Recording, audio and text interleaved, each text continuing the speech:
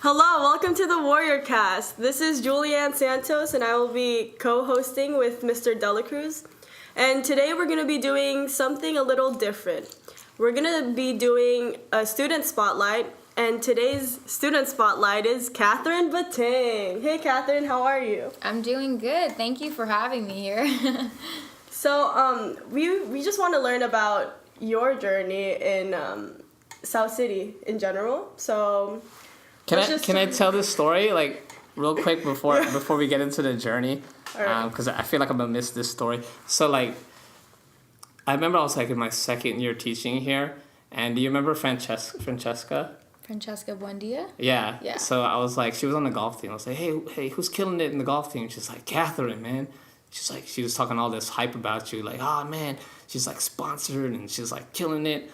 And every year I kept hearing about Catherine. I've never met Catherine until like this very moment. But I've always seen you on like the announcements. Every now and then you'll get like there's like an article or something like that on like South City. And so it's like for me to see like a Filipina in golf, like that to me that's alien. Like I've never seen a Filipina ever excel in golf. So like there's a little bit of like fanhood that I'm experiencing right now. Oh my gosh. But like it's weird, right? Because I'm a teacher, but it's like no, like when you look at like what Filipinos are often like shoehorned into, right? It's like be a nurse or work in the post office or something like that, right? But like you're seeing somebody who's essentially excelling in golf. So like I don't know if folks understand that. Like if folks are listening, like I don't know if they understand like what that means on a larger scale. Like we gotta like as Filipinos, folks gotta break barriers and be trailblazers. But yeah, I put that story in first, but just to sort of like understand like why we chose like Catherine. But go ahead, shoot your question. Yeah. All right, so Catherine is one of the best, if not the best golf player in South City High. And so we're here with her today to find out her journey and how she got to where she is. So what are your early experiences of golf, and how did you become interested in golf? So for my early experiences in golf, I started at the age of 6. I started at the age of 6 and I only played a couple of months because my dad kind of forced me into it and I really didn't enjoy it. And I think someone that young won't really focus as much as they should when they're taking a sport seriously. So I only played a couple of months and I don't really consider that the time I really got serious. I picked it back up when I was 11 years old, and there's actually a story behind that. But basically, I went on a family vacation when I was 11 years old, and my younger cousin, who was 5 at the time, played golf with me on the vacation, and he beat me. And I was really upset, and I made sure that he never beat me again. So we went back the next year to the same vacation, same place, and I beat him, and I was like, okay, this is it. This is what I'm doing. This is how it's going to start. So that's how I started playing, was kind of the competitive side of me. Yeah, so that's how I first started. And I really became interested at 11. I started at 6, but at 11 is when I got competitive. And then folks don't know that you've received like a scholarship, right? Yeah. You signed with. I signed with Menlo College. Okay, where's Menlo at? Menlo. It's in Menlo. In Menlo, Park. right? Yeah. In Menlo. Wait, that's Atherton. How far is that from here? About half an hour. Isn't that Right. No, I've seen job postings for that. Yeah, I remember applying for like 7 years ago. They didn't want me, but they wanted you. Like, Menlo Unified. See, that's what. Hey, you missed out, dude. Okay, I'm a pretty good teacher. Now, but yeah. Okay, so is it full ride? It's a lot. I think it's 85%. Oh, Yeah. No, that's great. Yeah. Yeah, that's great considering like the rising cost of tuition. So, Oh, yeah. Oh, congratulations. That's great. Thank you. Wait, your dad. So your dad was into golf? My dad was into golf at first, and then he got me into the sport. So that's how I kind of got introduced to it. What is it about golf that you actually love so much, besides the competitive side of you? So I think golf is different than any other sport, and a lot of people consider it not to be a sport, which is a little upsetting because I feel like golf is a mental sport more than anything. When you're playing golf, you have so much downtime.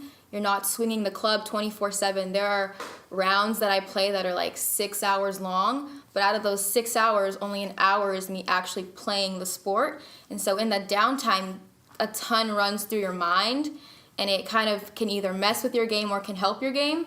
And that's what I've learned is the hardest part about golf is controlling your mind and controlling how you keep your composure when you hit a bad shot or when you hit a good shot. And so that's, to me, the hardest part, but that's also what I love about it so much, is that it challenges your mental state, really.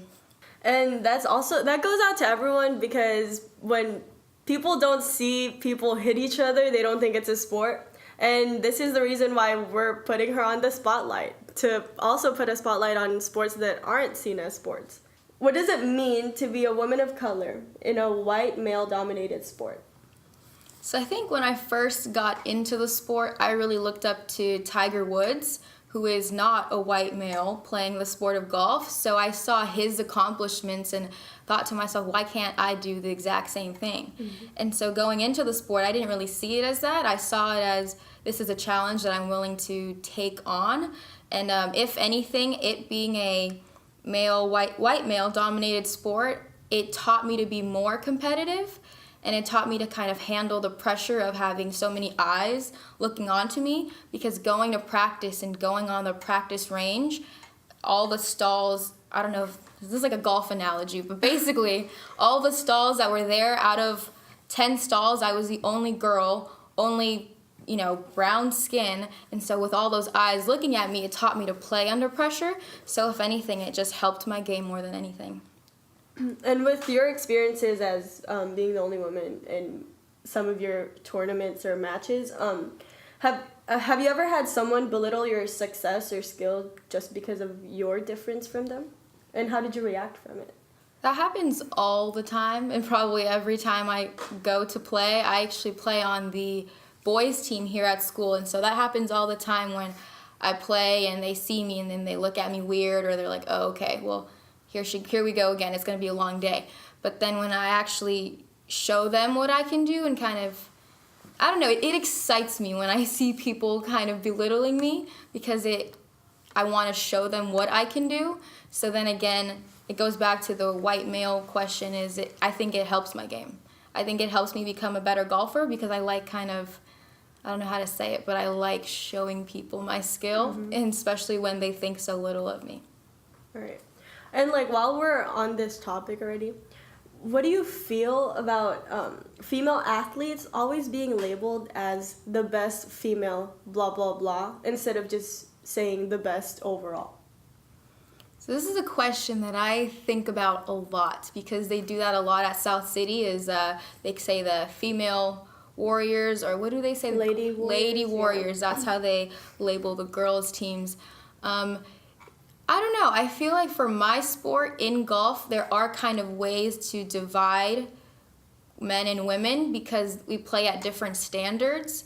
But I think that if the standards are the same, then it should be one. It should be the best golfer, not best female or male golfer. So what are your goals, both athletically and non-athletically, when you go to college, or just in the future in general? So when I go to college, I really want to improve the team that's already there. Going to Menlo College was actually a surprise to a lot of people and to myself, because I could have played at a higher ranking division. Mm-hmm. I could have played D1, D2, and I've gotten offers from those schools as well, but I chose Menlo College not because of golf, but because of their programs. But my goal is to improve their golf program, just so I can say I had my mark on the school. And I feel like that's what I did at South City, which I think is great, because in the future it'll have that reputation. And so that's my goal at Menlo College, is to improve the team, put, articles out there about the school, get more word out about it, so then it can improve for time on, even after I leave college. And I think you can do that very well. Thank you. But in college, what major are you? What major do you want to take? For college, I'm doing business entrepreneurship. Business entrepreneurship. Wow. Businesswoman and a golfer. Is that a particular interest or business interest that you have, or? that is where I want like an industry. Yeah, I want to do that for sure. And Menlo is actually known to be a great business school. Being in Menlo Park and having all the connections around them, that was one of my main decisions when I decided Menlo. Have you ever thought about actually going pro and pursuing it? I've thought about going pro a lot, especially when I was younger. When you first get started and you have all these role models, it's like, oh yeah, I want to do that for sure. I want to go pro. I've attempted at going pro and doing qualifying tournaments. I haven't qualified yet for a professional tournament, but that is my goal in the future, is to qualify to play. Going pro being my entire career, I don't know if that's what I want yet. So how does that work? Do you have to like score a certain score to be considered pro? Like how does pro actually work? So there's different kind of ways of becoming pro for golf. There's qualifying school, which you go through a series of tournaments and qualifying type things, and then you get your pro card, your tour card, which puts you on the LPGA Tour, which is the Ladies Professional Golf Association. That's one way. Or another way is to be sponsored and then to get into those tournaments through the sponsor. And then you'd be considered pro after you play. Yeah. So can you tell us a little bit about your tournament over this past year? Because you competed this summer, right? Yeah, I competed summer of 2018, and that was for the U.S. Girls Championship. So I think the thing that they say about that tournament is all the girls you see there, you'll see them on the tour later on. And so playing in that, I was like, oh, okay, yeah, I'm going pro for sure. This is a stat. They said I'm going pro. But it was really exciting to qualify. You had to qualify to play in that tournament. During the qualifier, I just kind of tried to play my best. And then at the end, I got the results. I qualified. It was really exciting. And I didn't know it was that big of a tournament until I got there. Because everybody, it was just the environment, having all the caddies and the parents and the players and seeing all the decorations. It was insane. So after that, I was like, okay, this is what I want to do. This is exciting. And so at the tournament, I didn't play as well as I wanted to play. I think it was just all the nerves got to me. Like I said, golf is a mental sport, so that kind of took over when I played. But I turned it around, so it was a 2-day tournament for me. The first day I didn't play that great. The second day I played really well. I turned it around. That's when I wasn't as nervous. But it was a great experience, and I met people from all over the world. I was able to speak Spanish to a couple of people there too, so that came in handy.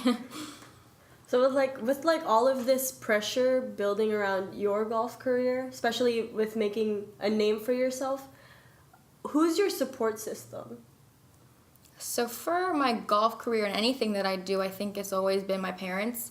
My parents have never been the stereotypical Filipino, be a nurse type thing. So they've always said, whatever you want to do, go ahead and do it, as long as it makes you money and you're good at it. And so The money part, no. The money part, right. It's important. Of course, right. And so I took that into account, and golf can make you money for sure, but I think that's also where the business entrepreneurship comes in. That's where the money comes in, and doing what I love is playing golf. So I can get both of those going to Menlo.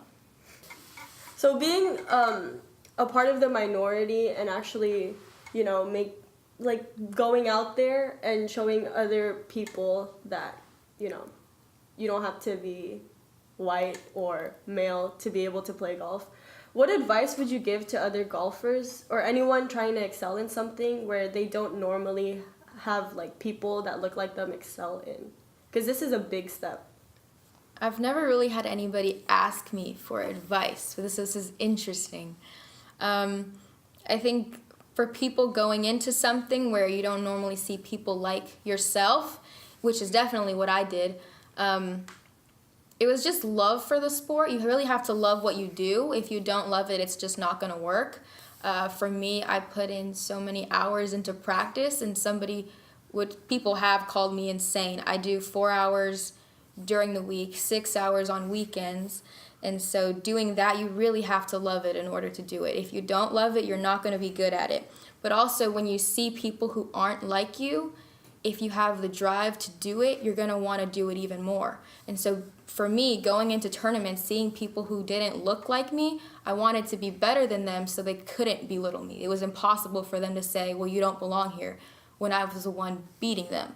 So that was what drove me to do it. What has been, what would you say have been like the 3 greatest lessons that, because you mentioned about like golf being a mental game, but what has been like the 3 greatest lessons that golf or just being in the sport has taught you that you also take with you outside of the sport? That's a great question, because golf has shaped who I am, and I think that without golf I wouldn't be in the clubs that I'm in. I wouldn't be in ASB. I wouldn't do any extracurriculars. So I started off golf through the First Tee program, which is in San Francisco, and they are not really central in golf, but they teach young golfers kind of etiquette. They operate out of Viz Valley? They do. I taught there for a year. Wow. Did you go to Viz Valley? No, I didn't. Okay. No, but I know that they have like a program. This is the second time I've heard First Tee. Yeah. Really? Wow. Wow, that's great. But So but don't they make golf accessible to They do. people who don't have like country club memberships? And that's where I started. Exactly. Wow, that's great. Yeah. What was I saying? Where was I going with So this? yeah, you they weren't really like serious. Okay, Is that what you were saying? Like Yeah, you were trying to kind allude of, to that, yeah. So for the First Tee program, they didn't really focus on golf skill. It was more of etiquette, confidence, honesty, things like that. And so when I started there, I remember, I have this one memory from a class that I took, is they taught you how to do a proper handshake. And so it was a little lesson. Okay, this is how you do a handshake. I was a young golfer, and they were teaching me a handshake. And I remember going home and be like, Mom, this is not a golf class. Why are they teaching me a handshake? But for now, like till this day, I have had compliments on my handshake, and I've realized that that's what they are central about, is prepping you for the future, prepping you to be a professional, young kid, but also playing golf is not, basketball. It's not football. You can't just go to your local park and play. So I think with golf, when you go to these golf tournaments, golf courses, there's a certain kind of persona you have to have, not essentially professional or anything, but it's a different sport. It teaches you how to talk to people who aren't your age. And playing golf, when I was younger, I was like 11 years old, I remember playing with these 3 people over 50, but I was able to have a conversation with them, like a comfortable, casual conversation, and not feeling any different than going to school the next day. And I know that handshake taught me a lot. So that's where that's one lesson. That's just one lesson that I've learned from golf. Before we talk about the other 2, can we test the handshake? Can we test the handshake? Yes. Okay, so the first thing is you look them in the eye, and it's firm, and you do like 2 shakes. And then after that, you just talk to them. It's good? It's great? We approve? Is it a good handshake? It's a good handshake. Okay, we shows dominance. See, we put on the spot. All right, but you handle the pressure. Okay, so the idea that like you can, I feel like it has instilled a certain sense of confidence, because we run into seniors that are terrified to ask for their internships for like capstone, like that, right? So like if you're already getting those skills at a young age, I think that holds a lot of weight, right, in other contexts and other aspects of your life, because you'll have seniors. It's like I'm not contacting my capstone person because I'm terrified to talk to a receptionist. Like this is really and I'm sure you've heard stories like that. Oh yeah. Like especially this year, but yeah, no, I think that's great it's great that like you got it through First Tee. Oh yeah. So yeah, so the other things that you still that golf has sort of brought into your life that you still carry with you. Okay, so I think that the second thing golf has taught me is to live in the now, because like I said with golf, and I'll continue saying, it's the most important part is the mental state. And so in golf, if you're playing and you're thinking about what you're going to do, it's not going to work, because your mind is going to go crazy. You're going to think of all the bad things that could happen. So if you're thinking of right now, this is a shot in front of me, I'm not going to think about the next hole. I'm not going to think about the next shot. If I think about the one that's right in front of me, then that's all that matters. And I think I take that with me everywhere that I go, is taking everything one step at a time. It's always good to plan for the future, of course, but to let it take over your life, I don't think is the way to go. Yeah. And then the third one. So I think my third lesson that I've learned from golf is a quote from Tony Robbins saying, "Where focus goes, energy flows." And I take that with me through golf and through school and through everything that I do outside of school and golf. For golf, I think it applies to practicing and having the dedication to practice, because if I love the sport, then I'll want to do it more.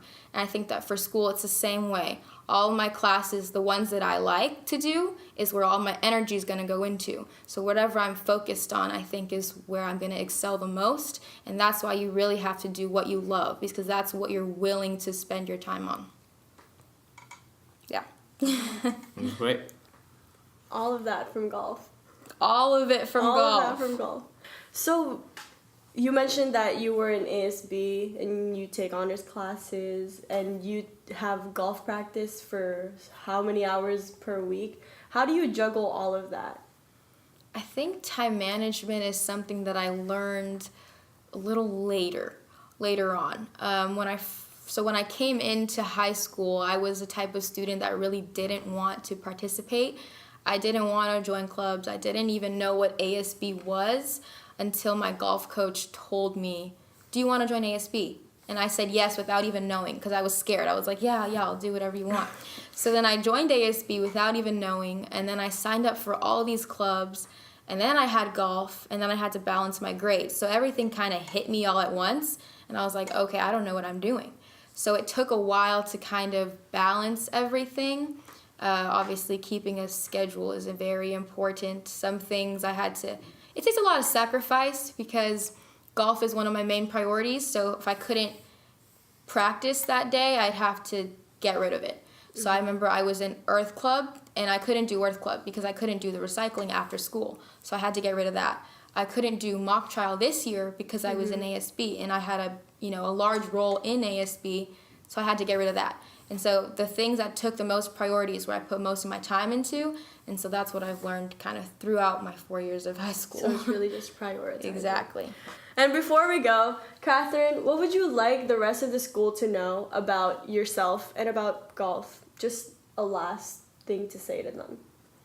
I think a lot of people know me as like the golfer, and it's kind of weird because when I first started playing, nobody knew I played golf, and so I think that, I'm Catherine. That's what I want people to know. I'm Catherine. I'm chilling. I'm at South City. I'm about to graduate, but that's what I want people to know is I'm not just a golfer. I'm in ASB too. All right. I would like to thank Catherine for being here today in our student spotlight.